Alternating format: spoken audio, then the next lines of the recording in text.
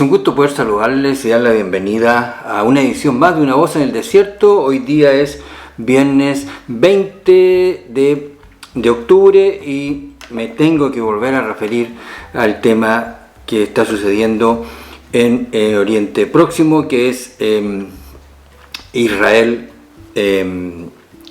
la guerra de Israel contra Hamas. Y el título que le he puesto es Sembrar odio. Cuando usted ve las imágenes, que por lo demás son muy explícitas, usted ve el desgarro de un lado y del otro. No ve los funerales,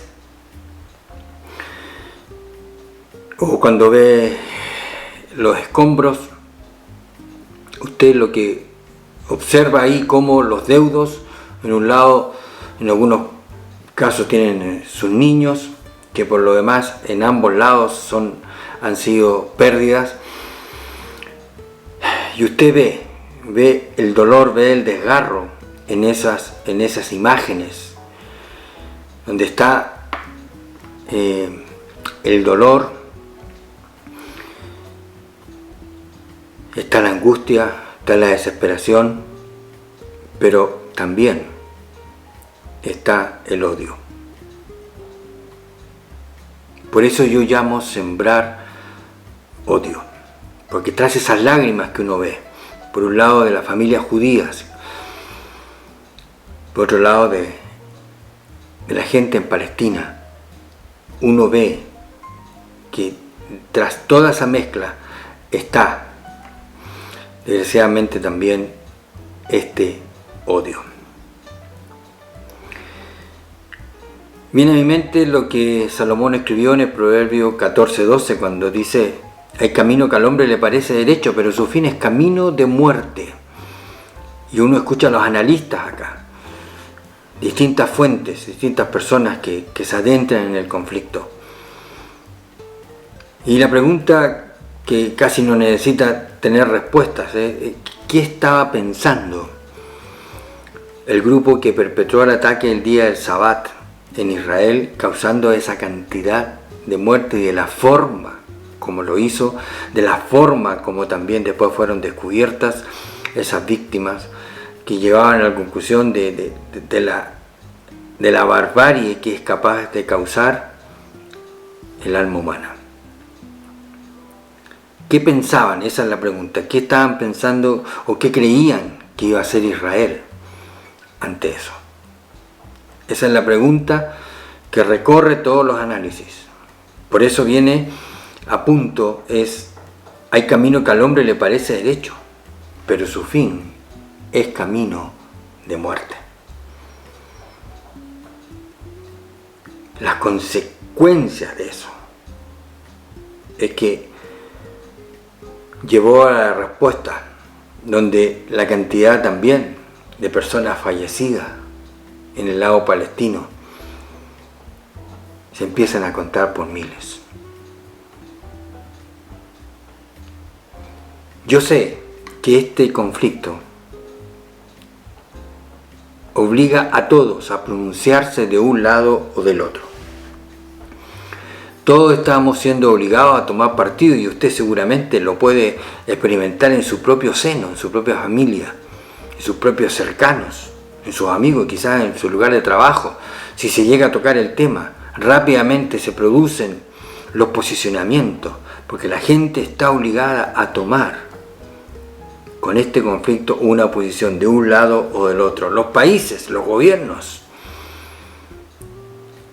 están obligados a tomar una posición o la otra, y según la que tomen, también esas decisiones tienen sus propias consecuencias.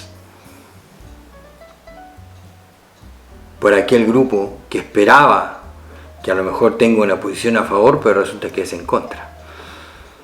Entonces, todos hemos sido empujados a un mundo entre blanco y negro. Un mundo de blanco y negro es el que estamos viviendo hoy día. Ya no hay matices, ya no hay grises. Blanco o negro, de un lado o del otro. Obligados a tomar partido. Yo El único partido que yo asumo es el partido del Evangelio. El único compromiso con el cual yo miro todo esto es a través del Evangelio. Porque el Evangelio me permite entender en toda su crueldad la naturaleza humana, que muchas veces se escapa de los análisis, como ahora, por ejemplo. ¿Qué esperaban que iba a ser Israel? Es la pregunta que no tiene que ver ni un lado del otro, simplemente es una pregunta que también se hace, bueno, ¿y qué esperan que pase con la gente en Palestina cuando sufre sus pérdidas? ¿Qué creen que pase? Entonces, esa es la cuestión que me lleva a tomar el compromiso con el Evangelio, porque el alma humana es capaz de producir esta clase de dolores a los otros seres humanos, cargarse de odio y producir bajas, pérdidas, sufrimiento, sin ningún miramiento, ningún control. A eso estamos obligados como cristianos, a acercarnos a todo lo que vemos desde la perspectiva del Evangelio. Porque una de las consecuencias que está surgiendo ahora en Europa acá es que se está levantando desgraciadamente un odio religioso. De nuevo aparecen estas palabras que se han vuelto desgraciadamente tan cotidianas: la islamofobia y el antisemitismo. De nuevo aparecen. Y entonces las protestas de uno o de otro sector se comienzan también a hacer notar en lugares donde no tiene nada que ver el conflicto. Y ahí se ve cómo el alma humana es capaz de exportar sus odios, llevarlos consigo y a donde quiera que estén, puede materializarlos, puede buscar la forma de encontrar un canal para que se expresen. Y ahí está la otra reacción de la gente que ve eso, donde ve que tienen que soportar en su suelo el odio. Y dicen, bueno, ¿por qué no se van a pelear a sus propias regiones, a sus propios territorios? Y entonces ciernen, sobre todo, estoy pensando en Europa, bueno, ¿qué diremos de Estados Unidos? Pero en Europa, entonces se volvieron a encender las alarmas de las alertas antiterroristas. Y ahí están los niveles 4 de 5. En muchos capitales de Europa están viviendo de esta manera.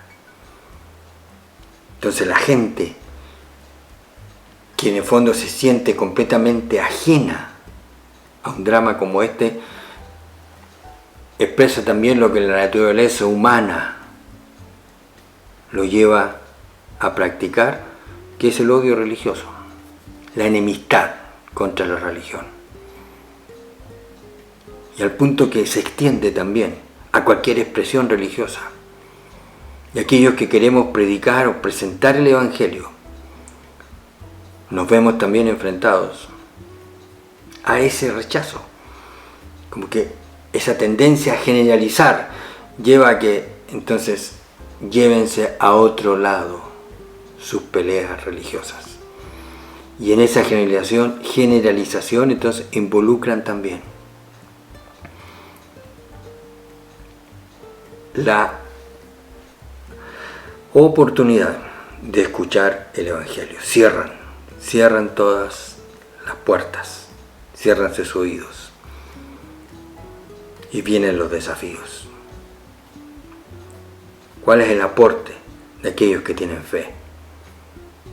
Y insisto, veo las generalizaciones como parte de la naturaleza humana, donde no discriminan, y ven a las religiones simplemente como expresiones, otra vez, de maldad. Son las consecuencias, es lo que estamos viviendo. Y acá, casi todos los informes prácticamente son bien específicos en decir que es una guerra entre Israel y Hamás, no contra el pueblo palestino. Es lo que yo insisto, uno puede observar y escuchar.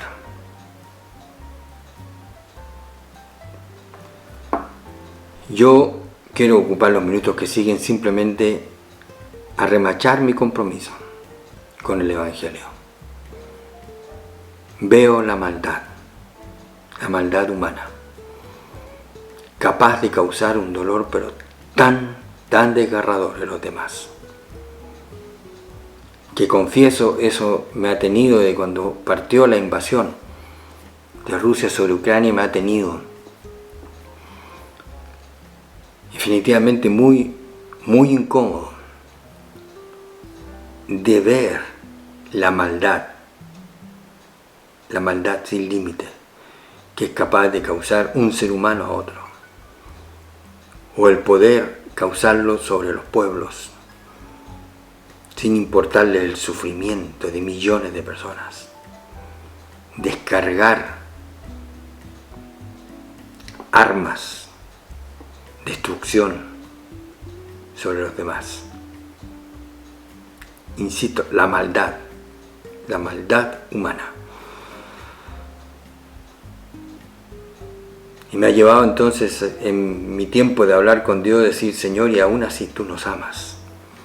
Cuando ves de lo que somos capaces los seres humanos, la maldad intrínseca en nuestros corazones, tú nos amas a pesar de lo que somos. Cuando yo veo el relato, me adentro en el relato del momento cuando Jesús murió, acompañado de estos dos ladrones. Y a uno de ellos le dijo, después del ruego de ese ladrón, acuérdate de mí cuando vengas en tu reino. Jesús le dijo, hoy estarás conmigo en el paraíso. Ese relato me lleva a creer y a engrandecer la gracia de Dios. Al tiempo que me horrorizo por la maldad de nuestros corazones, engrandezco, reconozco, adoro a un Dios que es capaz de amarnos a pesar de lo que somos. Veo la gracia de Dios, la inmensidad de su amor que recibimos inmerecidamente. Pues ese es mi compromiso. No tengo otro. Veo la maldad. Y si hay algo que estamos comprobando todos los días con este conflicto, cuánto se extenderá, cuánto más, qué más se puede producir, pensando en Europa,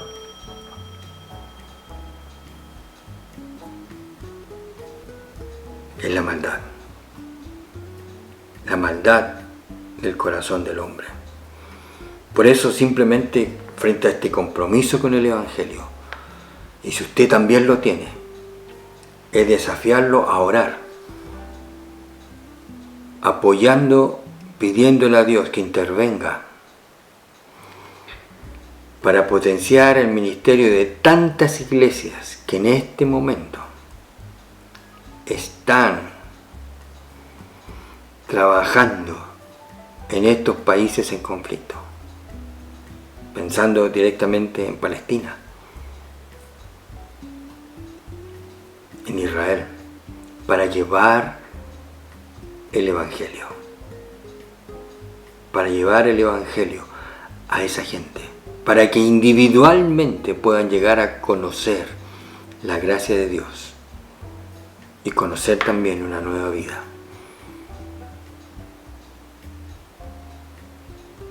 Ese es mi compromiso.